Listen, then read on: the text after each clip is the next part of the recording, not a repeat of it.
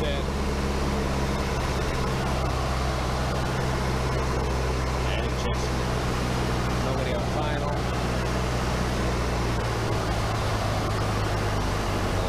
Situate. Base 5. We'll stop. Back up. Still no Pete.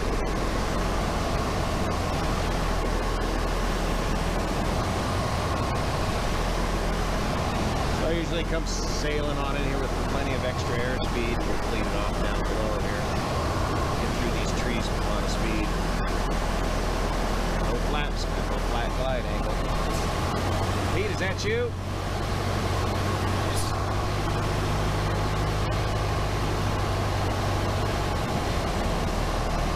Now we got the notch in the trees. We'll just snake her down in here a little bit.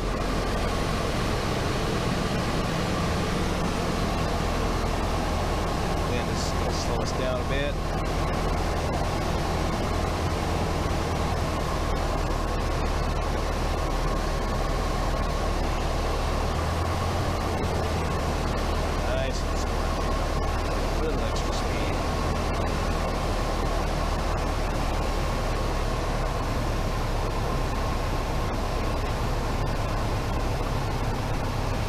Now, here's that big balloon right there. Tail first. Boom. Down and welded. Keep that stick all the way back. Keep that tail firmly planted on the runway and keep the nose going straight. How you doing, Pete? Where are we? You're tired? The iPad ran out of juice? Copy that. Mixture. Don't hit the gas pumps, Pete.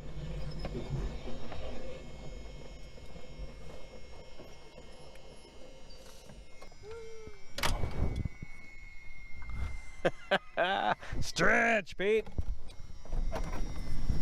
And as promised, finally a detailed close-up look view of the Mighty Luscombe made famous over the Oroville Dam series of videos.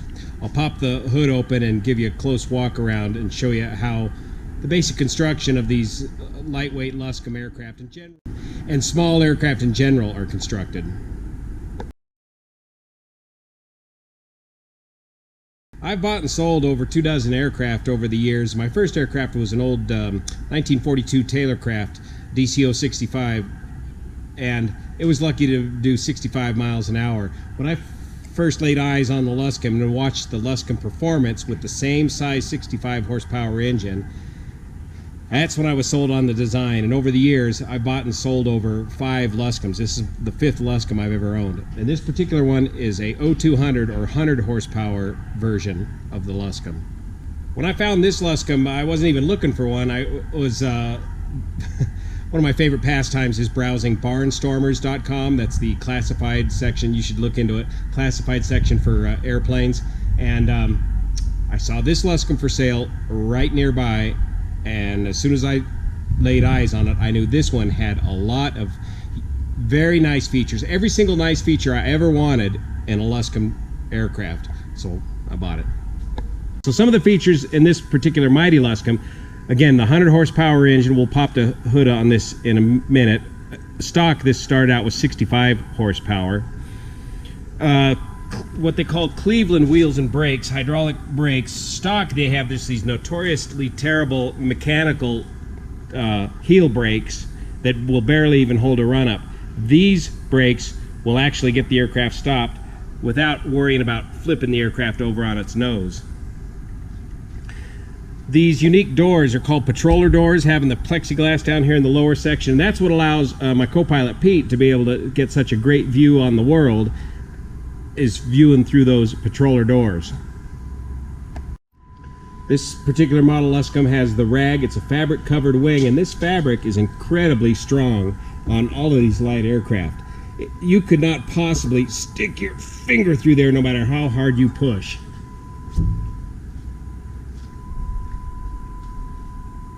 And it's a synthetic fabric. Metal ailerons, corrugated for additional stiffness, lightweight design. This Luscombe comes with LED lights, all FAA approved, strobes and nav lights, so full electrical system and night flying capable. With the bigger engine, you're going to need more fuel, so two 12.5-gallon wing tanks. The stock aircraft had a 12-gallon fuel tank mounted right back here in the fuselage. This Luscombe comes with a tail pull, so you can easily maneuver the aircraft around on the ground without putting excessive force on the tail. Normally you'd grab it by the tail and push it around, but this is a much better system. All metal tail surfaces, stock, again with corrugated in the flying surfaces for lightweight and stiffer construction. Your Luscombe nameplate right there. November Charlie, some folks were asking, what does this mean? Well, November Charlie is the early version of the U.S. Registration system. Later aircraft registered in the U.S. are simply called November, and they dropped the Charlie portion of the registration. Elevator trim tab to trim the elevator out for level flight. A steerable solid tail wheel for better control on the ground. And these fabric wings come with these inspection panels that pop right off like that. You can look right inside there and see the inner spars and their condition with a flashlight and mirror.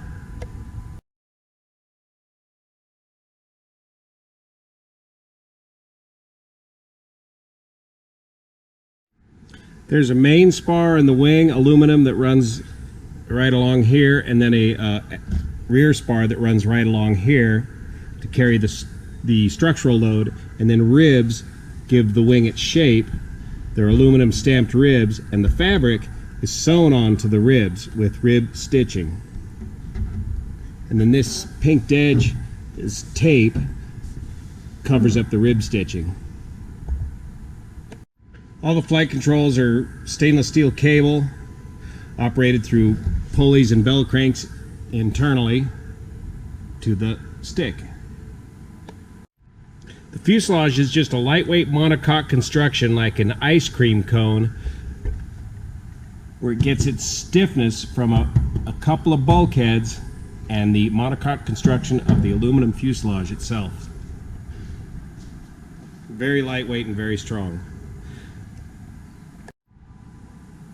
Most older aircraft are 4130 welded steel truss frame type construction, similar to that like you might see on a dragster, which is extremely crash worthy, strong airframe. You'll see that today still in crop dusters. The monocoque construction is very lightweight and very strong unless it's dented. Have you ever tried standing on an empty Coke can and you get all your weight on that Coke can until you just ding the side slightly and it collapses right away?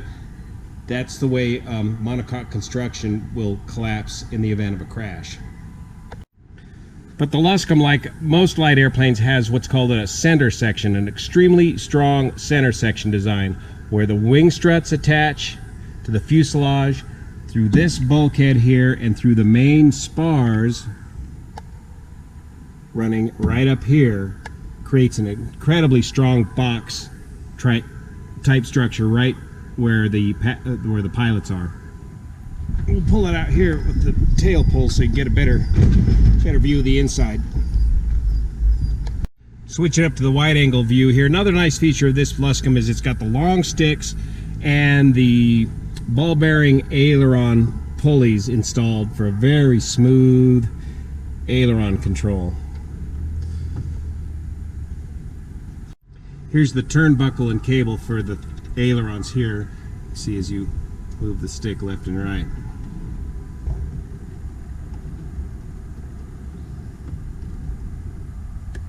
We got the lightweight Becker radios and transponder, two-place intercom, just the basic flight instruments, throttle mixture, we'll talk more about that in a minute, and full electrical system. Rudder pedals, of course, are used for operating the rudder, but that's also how you steer on the ground. That's connected to that steerable tail wheel. And here's the toe brakes down here, which take a little getting used to. but work great in this installation where you have the hydraulic brakes with great stopping power, but the the heel brakes here prevents you from getting too much leverage and inadvertently flipping the airplane over. Fuel selector valve on or off, right tank and one for the left tank. Another great safety feature is retractable shoulder harnesses mounted right to the rear spar. Nice big roomy baggage area. Let's see if we can take a look down the inside of the tail cone here. The green is a zinc chromate primer. There you can see the stainless steel cable controls for the elevator and the rudder. And that's all there is to the inside structure of the monocoque fuselage. A couple of bulkheads and the skin make it up. This big orange thing is an emergency locator transmitter required by the FAA. And you can see the pull tube going through the fuselage back there. And at the very back is where the tail is attached. Required paperwork required by the FAA right there. And these seats are an aftermarket, comfortable Jack Norris design seat, which is vast improvement over the original stock design. The Luscombes typically have a overhead window, so when you're in a turn, especially a right-hand bank turn, you can continue to look for traffic through that window. Now let's pop the hood and take a look at the power plant.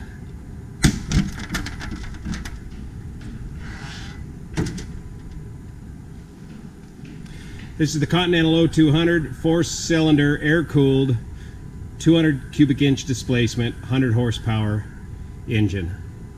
Very much similar to a Volkswagen engine for non-aviator types.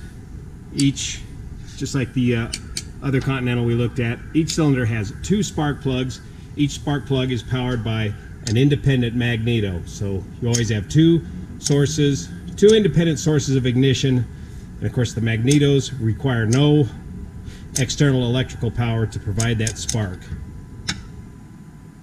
Now some neat features on this particular Luscombe is the lightweight starter right here, the lightweight alternator and electrical system down here, solid state regulator, all modern upgrades. Here's your 6-quart oil bag is down here, your filler neck is right there. Way down in there is your standard updraft carburetor and your 2-into-1 exhaust header system. Direct drive engine, no reduction gearing, straight out to the crankshaft and the propeller, turning around 2,000 RPM. And the whole idea here is to turn your propeller at an RPM such that the tips of the propeller do not exceed the speed of sound. If they exceed the speed of sound, you are no longer efficiently moving air. And at much over 25, 26, 2700 RPM at this diameter of prop, that becomes a problem. This one has a spin-on oil filter, another nice add-on. Here is the left magneto. Here's another look at that alternator. Here's your brake reservoir. That lightweight starter for engine mounts. And a stainless steel firewall. Now on this exhaust you'll see a couple of heat muffs here. This one collects air for cabin heat. Doesn't work too effectively. It'll just give you some warm air on your right toe. But more importantly, on this exhaust, heat is ported off of here and fed directly to the carburetor to prevent carburetor icing. Updraft carburetors can be very sensitive to carburetor icing even when the temperature is above freezing outside, but if there's enough moisture, as the pressure decreases in the venturi of the carburetor, icing may occur and engine failure. And there's the air filter for your updraft carburetor, which you can see right through here. This funny opening was, at one point they had a vacuum pump located here. That's why this cowling looks like this. and these are the two holes for the air for cabin heat and carb heat.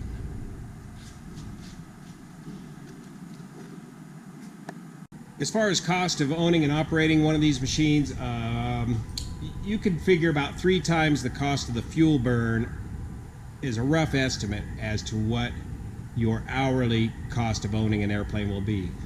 One point I want to emphasize is that if you got to be flying a lot to justify owning your own airplane. You need to be flying at least 100 hours a year.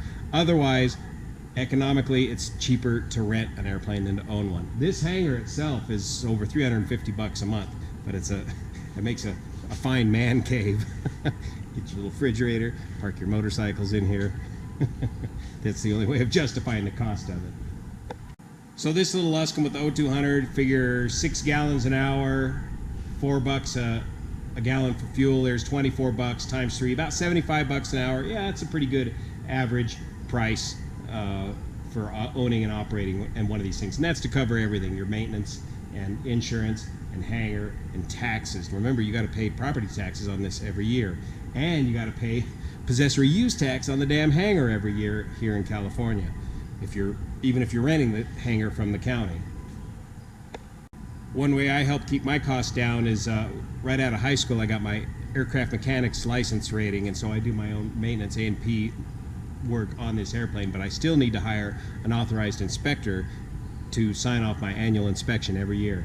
So he gives me a list of squawks, I do the repair work, he inspects my work and then signs it off, and of course does all the paperwork as well. So I hope you enjoyed this intimate view of the Mighty Luscombe. So stay tuned for further Luscombe adventures and other adventures and regular updates of the construction of the Oroville Dam from the window of the Mighty Luscombe. See you here.